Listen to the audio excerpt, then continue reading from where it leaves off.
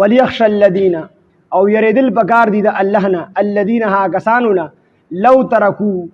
کوچری دوی پریګ دي من خلفهم د خپل ځان نه ورستو ذریه اولاد ضعافا کمزوري خافو دوی ویریږي علیهم په دې اولاد باندې فلیتقوا الله پس دوی لو یریدل پکار دي د الله نه وليقولوا ویل پکار دي دوی ته قولا سدیدا خل خبره. اوس دلته کې د یتیمانو مبارک الله پاک جل شانو فرمایل چې د یتیم سره هم د سیمه معامله کوي او دا کم رشتہ داران چې تاسو راغون شوي دي او په دې کې یتیمانان دي نو دې سره هم د سیمه معامله کوي. وليخشى الذين او یریدل پکار دي د الله نه الذين ها کسانو لو ترکو او چې دې پریګ دي من خلفهم د خپل ځان نورستو ذریه اولاد ضعافا کمزوري. دی به دا سوچ کوي چې لکه دی و چې زمانه اولاد پاتې شوي دي زمانه مثال په زو وفات شو ما زما اولاد پاتې شو او زما اولاد چې دي کمزوري دي د ګټې وټې نه دي نو دی په خپل اولاد باندې یریږي چې زه مړ شم او دی پاتې شین دی بس کوي نو بدک شان دي سوچ ته نور یتیمانانو غریبانو د پاره وکړه دسه وګڼه چې داستا اولاد پاتې شوي دي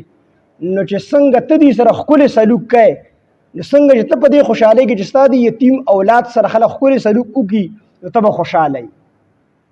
نو دک شان تم دې نور یتیمانان سره خپل سلوک وکړي یعنی دا پردي یتیمانان بچی دسه وګڼه لکه ستاسو خپل بچی یتیمانان شوي نو څنګه خبره چې ته دې خپل بچو د پاره غاڼې او خوخی دک شان دې پردو یتیمانان د پاره وګڼه او خوخی کا. وليخشى الذين او یریدل پکار دي د الله نه الذين ها کسانو لا لو ترکو کوچری دوی پریګ دي الله وی کوچری دوی پریګ دي من خلفهم د خپل ځان نورستو ذریه اولاد ضعافا کمزوري دسی کمزور شي د غټي وټي نی مشمانانی خافو دی یریږي علیهم په خپل اولاد باندې زمانه ورستو پاتې شون دی بس کی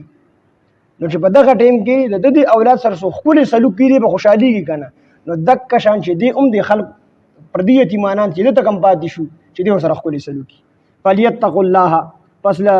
پس دوی له یریدل پکار دي د الله نه وليقولوا او ویل پکار دي دوی لا قولا سديدا خپل خبره. ان الذين بشکها کسان یاکلون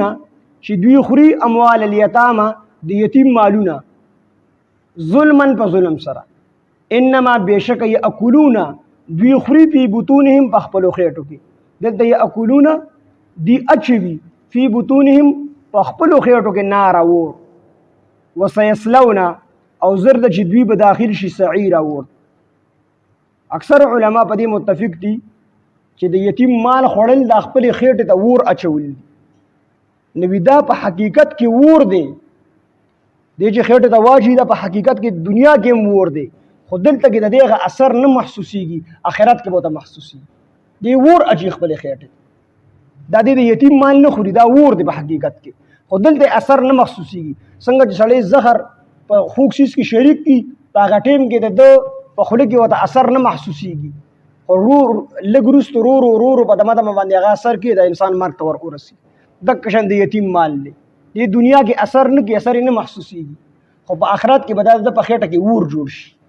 د یتیم د مال د خړلو نه ډیر چې کم دی ځان ساتل پکار دي. ان الذين بشکها کسان یاکلون چې دوی خوري اموال الیتامى د یتیم مالونه ظلما فظلم سره انما یاکلون بشک دوی اچوي فی بطونهم په خپل خېټو کې نار اور وسيصلون او زرد چې دوی به داخل شي سعیرا دوزخ ته د یتیم د مال د خړلو د وجې نه به دي زرد چې کوم دی جهنم ته ور داخل شي.